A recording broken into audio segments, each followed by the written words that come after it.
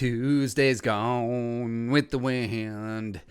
Just like our Minnesota Vikings training camp preview is gone with the wind as we finish out with the specialists, the most important players on the list. Now, I'm not going to lie, wasn't going to do a specialist video, but here we are. And now it's nice. This is the first time in the Zimmer regime where the Vikings have had 3 specialists. So not an extra kicker, not an extra punter, or my goodness, remember when there was a long snapper battle? Yeah, so everyone is copacetic. And plus, this is the offseason to do it, where no OTAs, no training camp, no preseason, then all of a sudden you want people to show up on day one. So I mean, just there's a myriad of things to worry about the Minnesota Vikings this season. I mean, outside of coronavirus, of course. But the fact that Zimmer finally has a decent kicker, they have a decent punter, they have a solid long snapper as well. Finally. So running through these 3, the holy triumvirate, the triangle of special teams authority, as it were. So number 5, Dan Bailey, UDFA 2011, Oklahoma State. You know his career with the Cowboys. At one point, was the most accurate kicker in NFL history. Now, that's a fun record for me because it always changes. You can go down. Like, it's not like all-time rushing list. Well, I guess technically you could go backwards and lose yards, but probably not. All-time touchdown passes list. Like, you can't have negative touchdown passes, despite Jameis Winston's best intentions. But yeah, Dan Bailey at one point a couple years ago was the most accurate kicker in NFL history, and then he wasn't. Where he was signed as a replacement for Daniel Carlson after 2 weeks, 2018. Remember, the Vikings spent a 5th-round draft pick on him. Dan Bailey lost his job in Dallas because they went with Brett Maher. He had injuries in 2017, which really hampered him.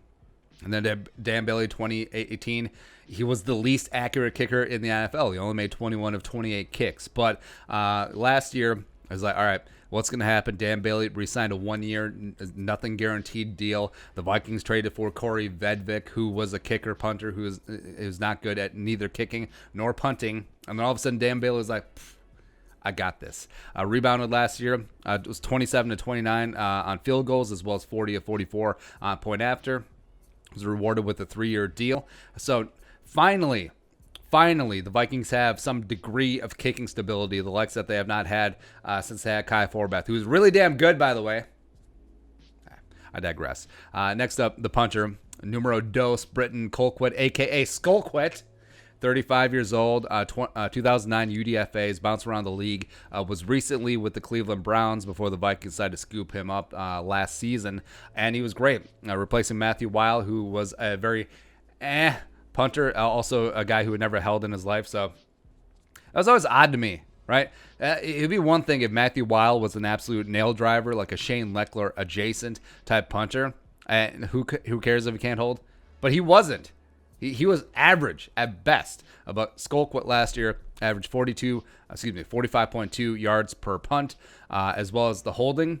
It's amazing. Being a rugged veteran who's been there, done that, I think one of the big reasons why Dan Bailey greatly improved last year is because Austin Cutting is a competent long snapper, as well as Britton Colquitt is a phenomenal holder.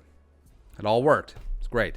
And then lastly, number 58, Austin Cutting, 6'3", 245. Remember, he was a 7th-round pick last season, 250 overall, and everyone's bitching and moaning. Why are you spending a draft pick on a long snapper? Even though the Vikings had 12 draft picks last year. 12 draft picks last year, Rick Spielman was like, hey, hold my beer. You ain't seen nothing yet. 15 draft picks, a record in 2020.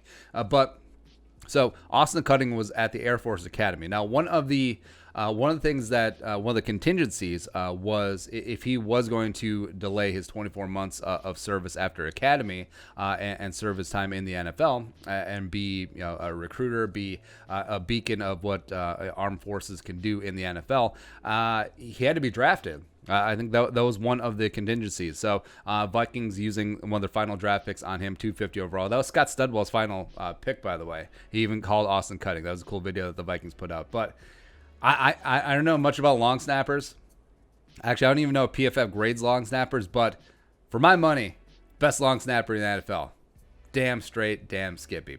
So that's it. It's finally good to have a little bit of stability at the 3 specialist spots, and the Vikings certainly have that. Hopefully, just tranquilo, no worries. Hakuna Matata. Nailed it. All right, so your thoughts: Vikings kicker, punter, long snapper. Let us know in the comment section below. Subscribe for daily Vikings takes. If you want to support the work, pull us up in the Venmo. Plus, give us a follow on social media as well. But until next time, Skol, production value.